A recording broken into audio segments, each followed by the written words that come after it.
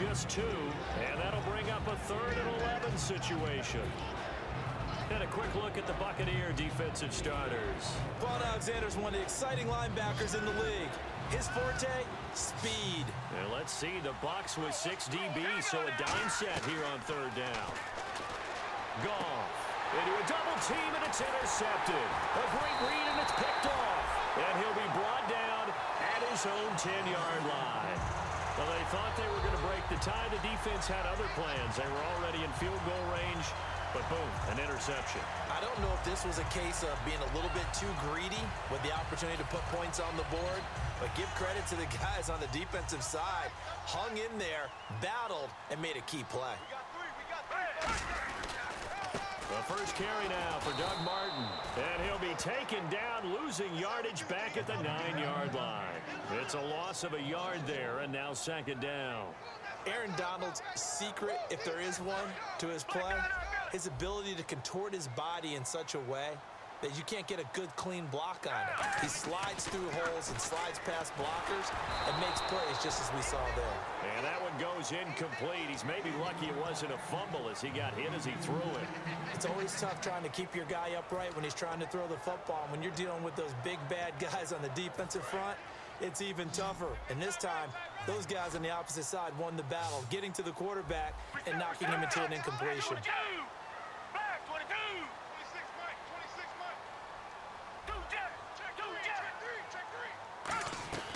Foles. And he fires one that's intercepted. A great read, and it's picked off. And they're going to be set up in the red zone at the 15. And now out on the field, here comes Los Angeles. Looked like they had something going last drive. Then the interception happened. Will they recover? The memory they need to keep with them is that they did have something going. They were moving the ball on offense, had a nice sequence going. Don't worry about the other part. You can't get that back. Let's go back to what you were doing. And he'll get into the end zone. Touchdown, Rams. Ladarius Green, his first touchdown on the year. And the Rams are going to take a first-quarter lead. And he puts it through.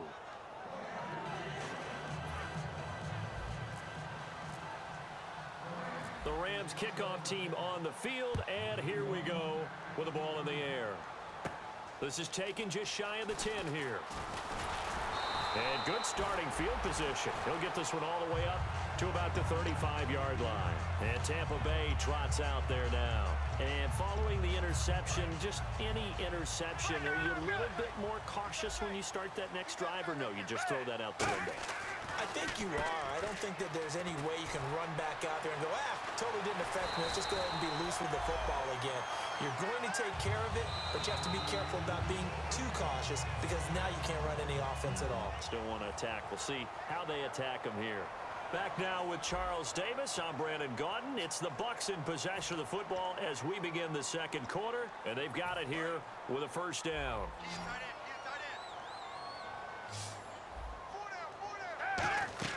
From the midfield stripe, they'll look to throw. He couldn't quite hold it. Got hit. Ball pops out. Incomplete.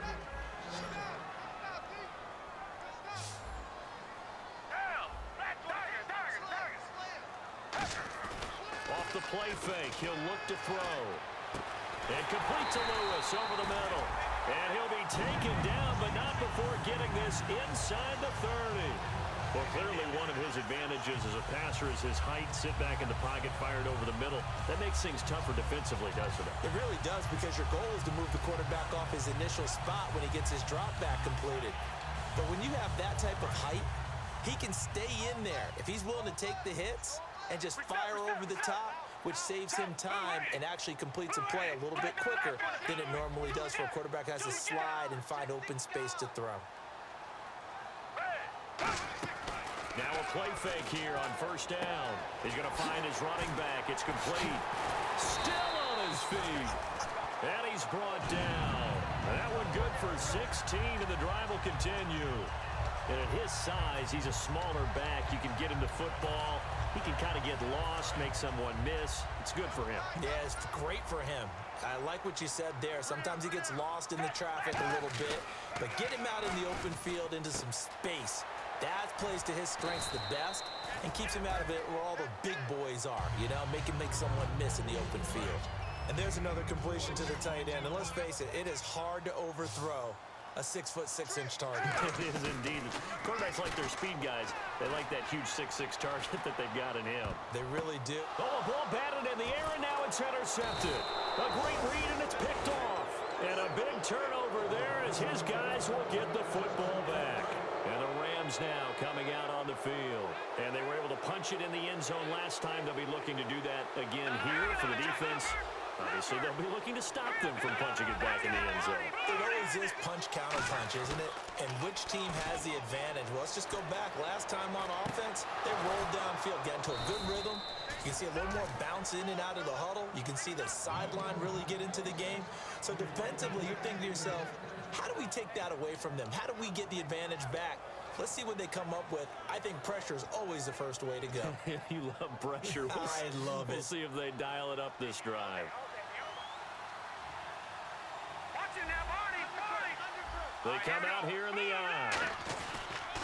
On first down, it's Gurley. And they'll stop him right on the midfield stripe. 2 yards on the pickup there. It'll be 2nd and 8. I do know from experience that when you slow down someone's running game, you're now doing the dictating on defense. And guess what? Now you're getting ready to tee off on their quarterback because they have to throw it all the time. But you still have to be alert for the draws and other plays of that nature to make sure you don't get hurt. To throw is gone. And the hit jarred it loose. It's incomplete.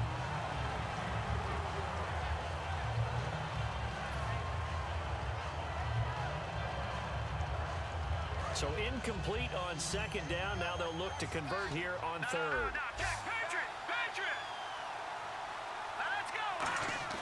From the 50, it's gone. It's complete to Grant. And they're able to convert on 3rd with a solid gain of 23. And now a first down following that long gain. Looking to jam the receivers at the line here. Press coverage look defensively. Now Goff will hand this one to Gurley. And he'll take this down just shy of the 25-yard line. Just a yard on the first down carry, so it's 2nd and 9. A 1-yard gain can look like a disaster, but it all depends on how the game is going. Is it a series of 1-yard gains running the ball? If that's the case, you might have to start thinking about throwing it a little bit more. But if it's just the occasional 1-yard run, hey, congratulations to the defense. They won that one. Come back and get them the next time. Well, the great coaches said football is really a simple game. Rush theirs, protect yours. And he's talking about those guys throwing the football. In this situation, the rush won, hitting the quarterback and forcing him into an incompletion.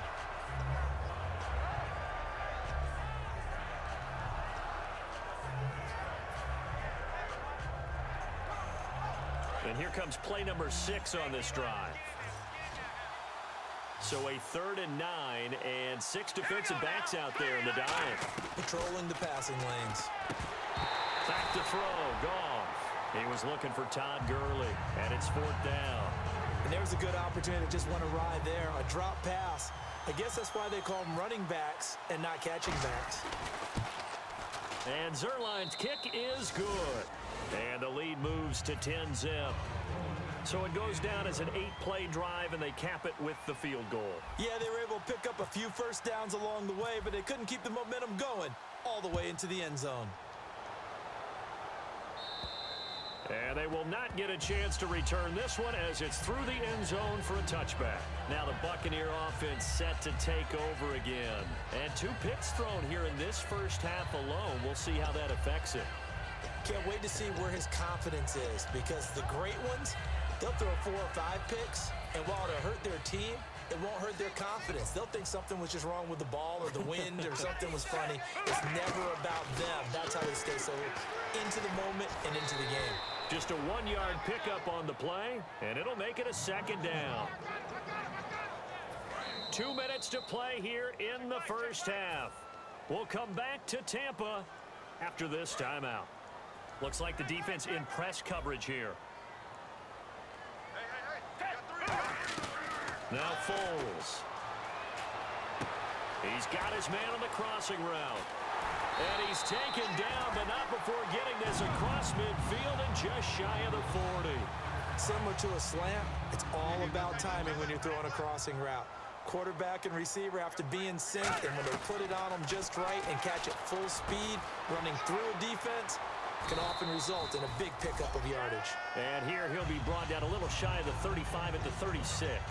Well, if you do read man coverage, Brandon, the drag route's a pretty good one to run against it because you're running away from people on it. Here's Foles. And he's just going to get rid of this thing. To no one here. He throws it away, and now it's third. Let's face it, you can run the route tree as many times as you want, get in sync, practice it, do all those things.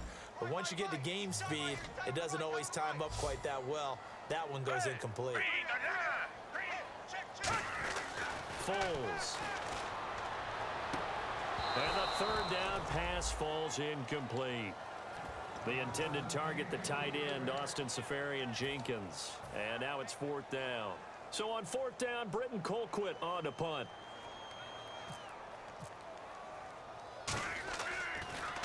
And now a low liner. I think he mishit it.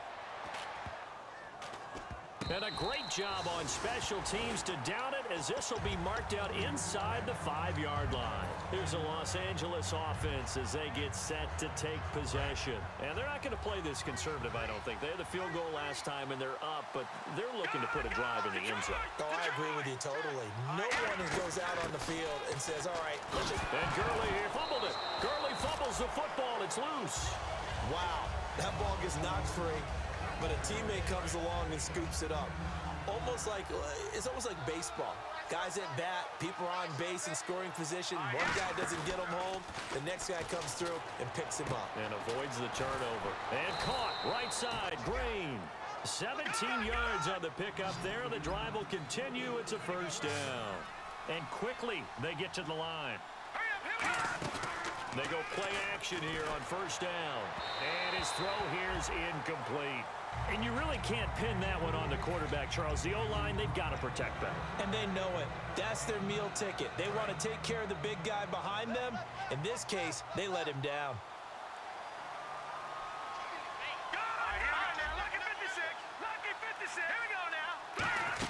Now on second down, this is Gurley. And he'll get this one up to about the 39 here.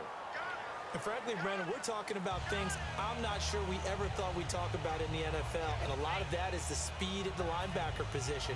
A lot of these guys in college, they were safeties. They moved them up to outside linebacker to combat the spread offenses. And now we're seeing it in the NFL. Those same guys using their speed to make plays in the backfield, similar to that one. And down he goes, a Buccaneer sack. Now hold everything here. We're going to get a timeout by the offense. It's just their first, so they'll have 2 remaining here before we get to halftime. They'll put 2 receivers left, 2 to the right. Green, 39, number, gone. Let's go. On third down, they'll run it with Gurley. And he'll get it up near the... And now the Bucs deciding to take a timeout defensively. It's just their first, so they'll have 2 remaining here before we get to halftime.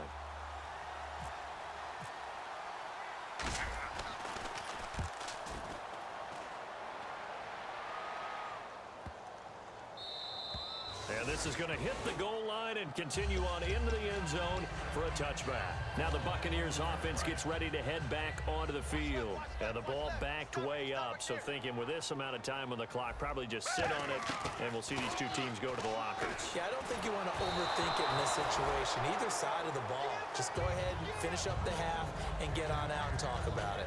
But that's the type of pass play that you need to wait for routes to develop. You need a little time in the pocket. But that's hard to do when you got people in your face. Unable to connect on the first down pass play. Now it's second down. Now a shotgun snap as they'll look to throw. That'll be incomplete with 9 seconds now showing on the clock.